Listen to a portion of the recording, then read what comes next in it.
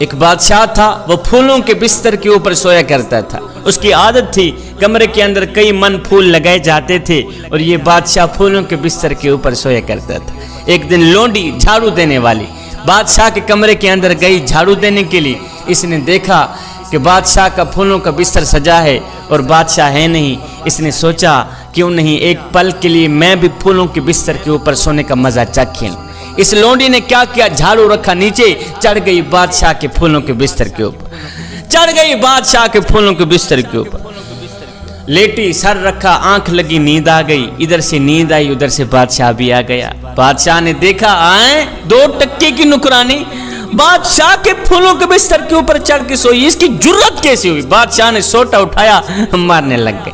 اب بادشاہ اوپر سے مار رہا تھا، نیچے یہ لونڈی روتی بھی ہے ہنستی بھی ہے، روتی بھی ہے ہنستی بھی ہے۔ بادشاہ نے سوٹا رکھا نیچے، کہا پہلے تو یہ بتا کہ تو روئی کیوں ہے، ہنسی کیوں، روئی کیوں ہے، ہنسی کیوں ہے؟ اس لونڈی نے کہا بادشاہ روئی اس لیے ہوں کہ مجھے درد ہو رہی ہے، اور ہنسی اس لیے ہوں کہ اس وقت میں سوچ رہی ہوں کہ جو ایک پل کے لیے پھولوں کے بستر کے اوپر چڑھ کے سوئے اسے اتنی سزا مل رہی ہے، اور جو ساری زندگی پھولوں کے بستر کے اوپر چڑھ کے سوتا رہے اسے کتنی سزا ملے۔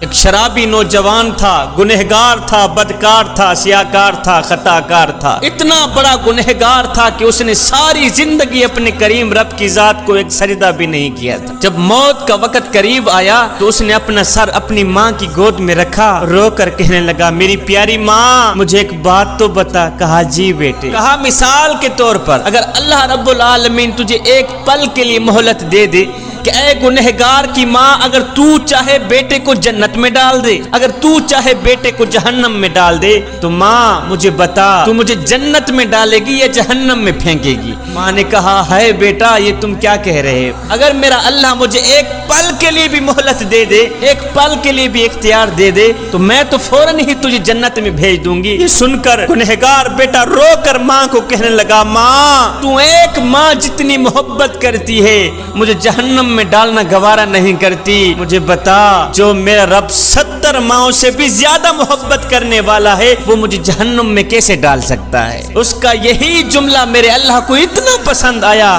کہ میرے اللہ نے اسے بخش دی۔ اللہ کا ولی ادھر سے آ رہا تھا، ادھر سے ایک نوجوان جا رہا تھا۔ نوجوان نے کتا پکڑا ہوا تھا۔ نوجوان نے کہا بابا جی ایک بات تو بتائیں۔ جی بیٹے۔ کہا بابا جی آپ اچھے ہیں یا میرا کتا اچھا ہے؟ آپ اچھے ہیں یا میرا کتا اچھا ہے؟ آپ اچھے ہیں یا میرا کتا اچھا ہے؟ یہ سن کر بابا جی کو نہ تو کوئی غصہ آیا، بابا جی کو نہ تو کوئی تکلیف ہوئی۔ بابا جی رو کر کہنے لگے بیٹے کیا پوچھتے ہو؟ اگر خاتمہ ایمان پہ ہو گیا تو میں اچھا، اگر خاتمہ ایمان پہ نہ ہوا تو پھر تیرا کتا اچھے کی بازی لے ہی گیا ہے۔ اللہ کے جو نیک بندے ہوتے ہیں ان کی نظر کرسی پر نہیں جاتی، اللہ کے نیک بندوں کی نظر پیسوں پر نہیں جاتی، جی میں انشاءاللہ اللہ کے نیک بندوں کی نظر خزانوں پر نہیں جاتی، نہ بندے نہ اللہ کے جو نیک بندے ہوتے ہیں ان کی نظر تو خاتمے پر جاتی ہے۔ مدینہ شریف میں ایک خوبصورت عورت رہا کرتی تھی، بڑی ہی حسین و جمیل تھی۔ وہ مسجد نبوی میں نماز پڑھنے کے لیے جایا کرتی تھی۔ پہلے یہ تھا کہ مسجد نبوی میں مرد عورتیں اکٹھی نماز پڑھا کرتی تھی۔ ایک دن یہ خوبصورت عورت نماز پڑھنے کے لیے جا ہی رہی تھی، کسی نوجوان نے اس کا راستہ روک لیا۔ ایک دن گزرا، 2 دن، 3 دن، 4 دن، 5ویں دن یہ عورت بول ہی پڑی او نادان تجھے کیا تکلیف ہے، تو کیوں میرا راستہ روکنے کی کوشش کر رہا ہے؟ اس نے کہا کوئی خاص تکلیف نہیں ہے، بس تکلیف یہ ہے کہ تیرا حسن مجھے بھا گیا ہے، میں تیرے حسن پہ قربان ہو گیا ہوں، لہٰذا میں تجھ سے محبت کر بیٹھا ہوں، تجھے اپنانا چاہتا ہوں۔ اس نے کہا اچھا تو مجھے اپنانا چاہتا ہے؟ کہا جی ہاں۔ کہا مجھے اپنانے کے لیے میری ایک شرط ہے، اگر وہ شرط تو پوری کرے تو بس میں تیری ہوگی۔ اس نے کہا جلدی بتاؤ کون سی شرط ہے؟ تیرے جیسی حسین و جمیل عورت کو پانے کے لیے اگر آسمان سے تارے بھی توڑ کے لانے پڑے تو میں لانے کے لیے تیار ہوں، جلدی بتاؤ کون سی شرط ہے؟ اس خوبصورت عورت نے کہا جی میری کوئی لمبی چوڑی شرط نہیں ہے، بس شرط یہ ہے کہ مجھے پانے کے لیے 40 دن حضرت سیدنا عمر فاروق کے پیچھے نماز پڑھنی پڑے، 40 دن عمر کے پیچھے نماز تو پر میں تیری کھڑی ہو گئی. اس نے کہا یہ تو کوئی مسئلہ ہی نہیں. اس نے فوراً کیا وضو, سیدھا مسجد میں. فجر ہے تو مسجد میں, ظہر ہے تو مسجد میں, عصر مغرب عشاء ہے تو مسجد میں. اس نے مسجد کے ساتھ دوستی لگا لی خوبصورت عورت کو پانے کے لیے. ہے میں قربان جاؤں عمر تیری جماعت پر, میں قربان جاؤں عمر تیری نماز پر. ادھر سے یہ نوجوان حضرت سیدنا عمر فاروق کے پیچھے نمازیں پڑھتا رہا, ادھر سے دل کا زنگ اترتا رہا. ہے ادھر سے یہ نوجوان سیدنا عمر فاروق کے پیچھے اللہ کو سجدے کرتا رہا, ادھر سے دل کی دنیا بدلتی رہی. جوانوں جب 40 دن مکمل ہوئے, توجہ 40 دن یہی نوجوان اسی راستے سے جا رہا تھا کہ وہی خوبصورت عورت راستے میں کھڑی. کہا نوجوان تو نے میری شرط پر عمل کیا ہے, میری شرط کا احترام کیا ہے. میں نے کہا تھا مجھے پانے کے لیے 40 دن عمر کے پیچھے نماز پڑھنی پڑے گی. میرے جیسی حسین و جمیل عورت کو پانے کے لیے 40 دن اللہ اللہ کرتا رہا, 40 دن قیام کرتا رہا, 40 دن رکوع کرتا رہا, 40 دن سجدے کرتا رہا. اے نوجوان تو نے میری شرط پوری کی ہے, لہذا میں تیرے سامنے کھڑی ہوں, جو کرنا ہے کر لے, جو کرنا ہے کر لے. یہ سننے کے بعد اس نوجوان نے اپنا سر اٹھایا, سر اٹھا کر کہنے لگا مائی اب اپنے گھر کی طرف راہ لے, اب مجھے تیری کوئی ضرورت نہیں رہی, اس لیے کہ عمر نے میرے دل کا تعلق میرے رب سے جوڑ دیا ہے. ایک 80 سالہ بزرگ سے پوچھا گیا بابا جی کتنی عمر ہے آپ کی؟ کہا بیٹا ہے کوئی 14-15 سال. سننے والے نے کہا بابا جی مجھے لگتا ہے آپ کو جوان ہونے کا کچھ زیادہ ہی نشہ چڑھ گیا ہے, 14-15 سال عمر آپ کی. کہا نہیں بیٹے, جب سے توبہ کر کے اللہ سے صلح کیے نا 15 سال گزر گئے. انسان نے کوئل سے پوچھا اگر تو کالی نہ ہوتی کتنا اچھا ہوتا. پھر انسان نے سمندر میں بہتے پانی سے پوچھا اوے اگر تو کھارا نہ ہوتا کتنا اچھا ہوتا. پھر انسان نے ایک دن گلاب کو اٹھایا, تلی پہ رکھا, پوچھنے لگا اوے اگر تیرے اندر یہ کانٹے نہ ہوتے تو کتنا اچھا ہوتا.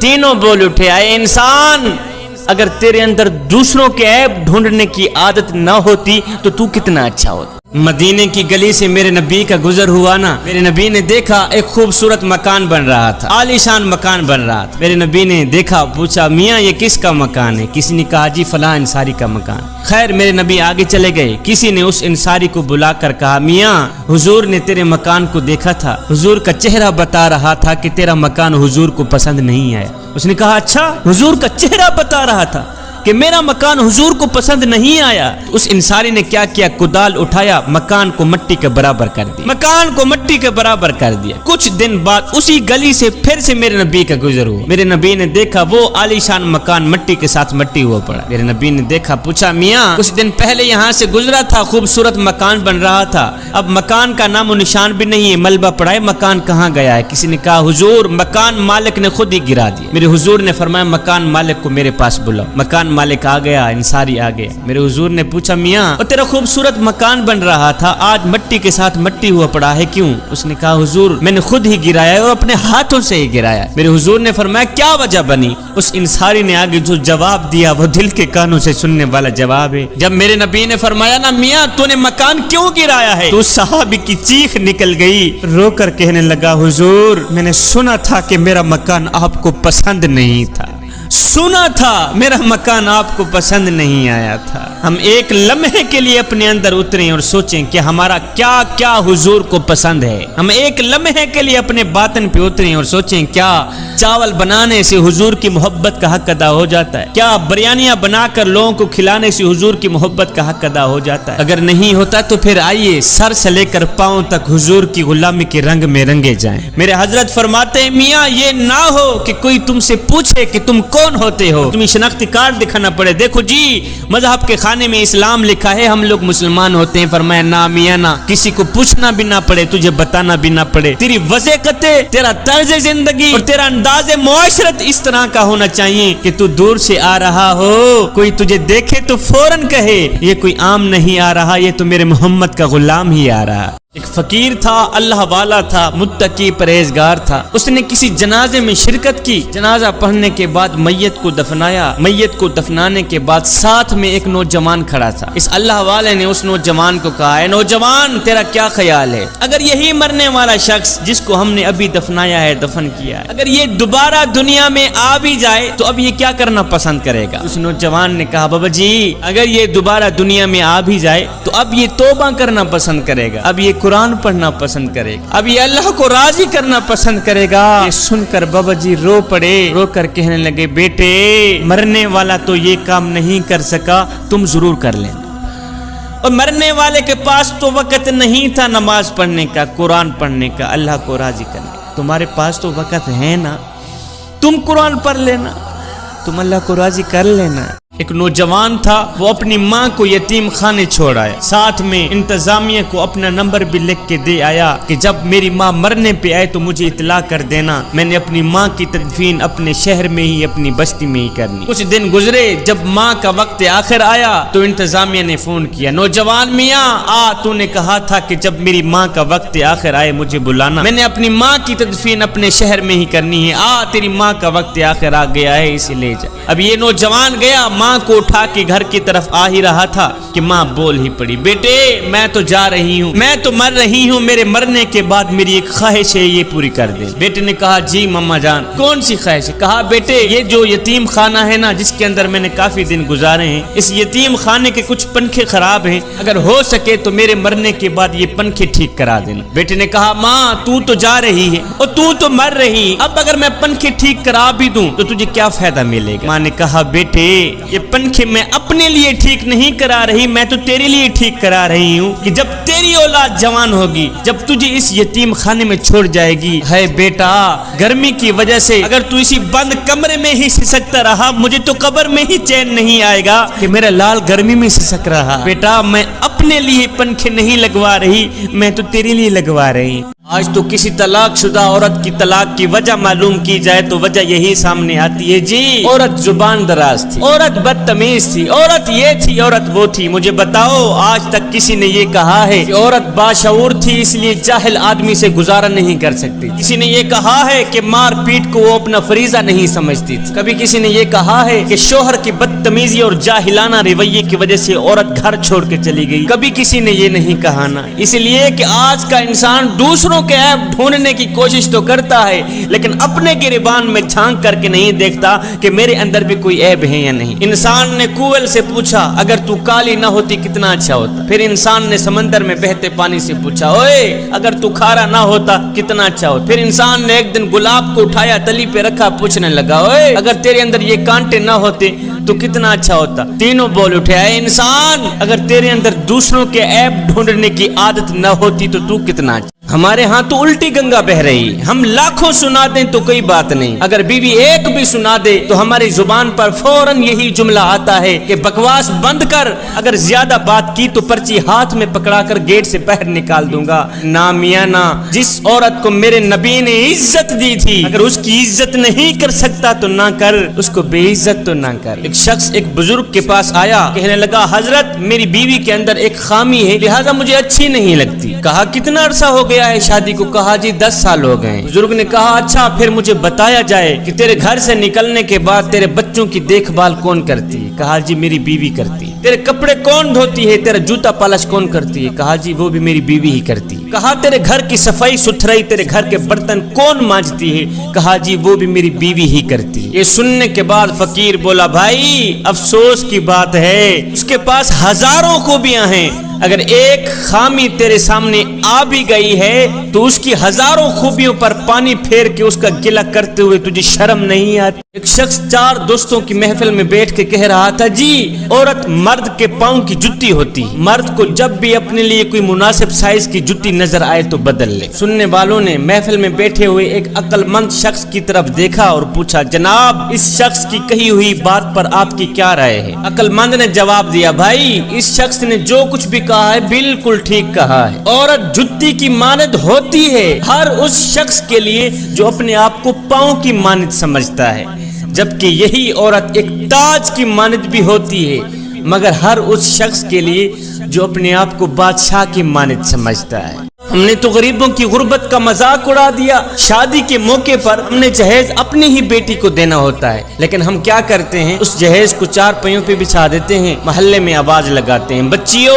آؤ ہماری بچی کا جہیز دیکھ لو، آؤ ہماری بچی کا جہیز دیکھ لو۔ میں نے کہا او نادانو تم نے جہیز دیا تو اپنی بیٹی کو لیکن یہ کسی کو بھی خیال نہ آیا کہ جو بچیاں تیری بچی کا جہیز دیکھنے آئی ہیں ان بچیوں میں سے लावारिस बच्ची भी मौजूद है, उन बच्चियों में से गरीब बच्ची भी मौजूद है। एक दिन मैं कहीं जा रहा था तो मेरा गुजर किसी गांव से हुआ। मैंने देखा कि गोश्त की एक बोटी के पीछे दो कुत्ते आपस में लड़ रहे हैं। एक कुत्ता बोटी को अपनी तरफ खींचता है, दूसरा कुत्ता बोटी को अपनी तरफ खींचता है। खैर ये देखता हुआ मैं आगे चला गया। थोड़ी देर बाद जब वापसी उसी रास्ते से मेरा गुजर हुआ तो मैं देखकर हैरान रह गया कि वही कुत्ते जो आपस में लड़ रहे थे अब आराम से एक दूसरे के साथ लाड कर रहे हैं, एक दूसरे के साथ ही बैठे। भूल गए अपनी लड़ाई, भूल गए अपना झगड़ा, अब एक दूसरे के साथ बैठ के लाड प्यार कर रहे हैं। ये देखकर फिर मुझे वो दो भाई याद आ गए जो 10 साल पहले लड़े थे,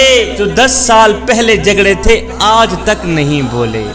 अल्लाह के वली हजरत बायजीद बुस्तामी के शहर बुस्ताम में किसी कंजरी ने आके डेरा डाल दिया, किसी तवाइफ ने आके डेरा डाल दिया। वो नाचती थी, गाती थी, उसने जवानों की जिंदगी बर्बाद कर रखी। ये खबर चलते चलते हजरत बायजीद बुस्तामी तक गई। किसी ने कहा हजरत आप अल्लाह के वली हैं, आपके शहर बुस्ताम में किसी तवाइफ ने आके डेरा डाल दिया है, वो नाचती है, गाती है, उसने जवानों की जिंदगी बर्बाद कर रखी है और आप खामोश होके बैठे। हामिया वो क्या करती है? कहा सारी सारी रात जवानों को अपने पास रखती है, उनकी ख्वाहिश पूरी कराती है और पैसे लेती। कहा फिर इस तरह करो, उस तवाइफ के पास जाओ, उसे कहो कि बाबा जी के लिए भी तेरे पास कुछ वक्त है। एक शख्स गया उस तवाइफ के पास, नाचने वाले के पास। कहा वो जो बुढ़ा बाबा नहीं है, सफेद दाढ़ी वाला बाबा, वो कहते हैं मेरे लिए भी कुछ तेरे पास वक्त है। उस औरत ने कहा ये तो है ही बुढ़ा बाबा, ये करेगा ही क्या मेरा। उस तवाइफ ने कहा मैं 1 लाख लूंगी, रात को बुढ़े को भेज देना मेरे। हजरत बायजीद बुस्तामी ने जब सुना तो कहा मैं 2 लाख दूंगा, पर शर्त ये है जैसे मैं करूंगा वैसे ही करना पड़ेगा। मैं 2 लाख देने के लिए तैयार, शर्त ये है जैसे मैं कहूंगा वैसे ही करना पड़ेगा। अहे बात तय हो गई, सौदा तय हो गई। हजरत बायजीद बुस्तामी जा रहे हैं कंजरी के महल की तरफ, तवाइफ के महल की तरफ। जमाना देखने वाला है, कोई तो रो रो के कह रहा था या अल्लाह एक ही तो सूरज है हमारा, अगर ये भी गुरूब हो गया तो हम रोशनी कहाँ से लेंगे। खैर हजरत बायजीद बुस्तामी उस कंजरी के कमरे के अंदर दाखिल हुए, तवाइफ के कमरे के अंदर दाखिल हुए। जब दाखिल हुए तो तवाइफ बन समर कर हजरत बायजीद बुस्तामी के सामने पेश हुई। जब आपने उस तवाइफ को देखा आपने कहा माई मैं दूसरे गाहकों की तरह नहीं हूँ, पहले जाके गुस्ल करके आ। उसने कहा तू किस तरह का गाहक है? और पहले भी तो गाहक आते हैं वो कहते हैं जाके मेकअप करके आ, और तू वाहिद गाहक है जो कहता है जाके गुस्ल करके आ। आपने फरमाया मैंने कहा था ना 2 लाख दूंगा, पर शर्त यही है जैसे मैं कहूंगा वैसे ही करना पड़े। ये तवाइफ गई गुस्ल करके, आपने फरमाया अब जाके वुजू भी करके। तवाइफ गई अब वुजू भी करके। जब वुजू करके आई तो आपने फरमाया माई अब जिस तरह मैं करूंगा बस वैसे ही करती चली जाना। हजरत बायजीद बुस्तामी ने मुसल्ला बिछाया, पीछे उस तवाइफ को खड़ाया, आपने 2 रकात नमाज नफिल की नी, उस तवाइफ ने भी 2 रकात नमाज नफिल की नी। आप कयाम में खड़े हुए, वो तवाइफ भी कयाम में खड़ी हुई। आप रुकू में गए, वो तवाइफ भी रुकू में गई। आप सजदे में गए, वो तवाइफ भी सजदे में गई। जब आप सजदे में गए तो आप चीख कर कहने लगे, रो कर कहने लगे ओ मेरे करीम रब तेरी इस बंदी को यहाँ तक लेके आना मेरा काम था, आगे इसकी किस्मत जगाना तेरा ही काम है। शेख सादी कहते हैं मैं बचपन में ईद की नमाज पढ़ने के लिए बाप की उंगल पकड़कर बाप के साथ जा रहा था। बच्चों के हुजूम में मैंने बाप की उंगल छोड़ी, खेल कूद में मस्त हो गया। खेल की आदत ने मुझे बाप